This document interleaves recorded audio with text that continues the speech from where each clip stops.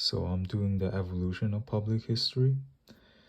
So the first one is the origin of public history, and it says that it writes here that the public history, began as like only history that are written about facts, and they're only saved in museums and scrolls, and basically any historical preservation. So in this picture, you can see that it's just one person writing the history, writing all the facts, and here's like sort of like scrolls and everything. And then the second, we shift to the interpretation of history.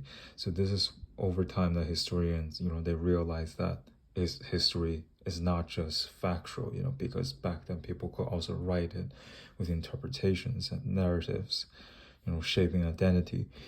So that's why in this picture I showcased, like they actually are talking about it. For example, this one is just one person. This one is actually two people. They are actually talking about how interpret it, how like different times interpret different histories, and they're actually critically discussing and coming to a conclusion.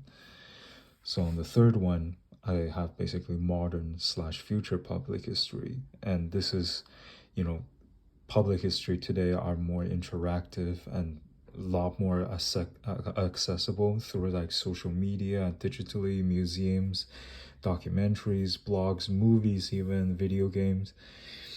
Far more accessible than back then, and also public history now like has more effect on this like political standpoints and also like social issues.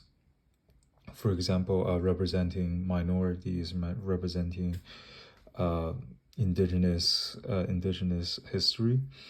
And for the future, I assume there's gonna play more of a role into explaining public history, like social issues and all that. And that's why like in the picture here I show like they're basically, they're viewing through they're looking at history through like stuff like VR, and like just showing how different timelines like can surprise people.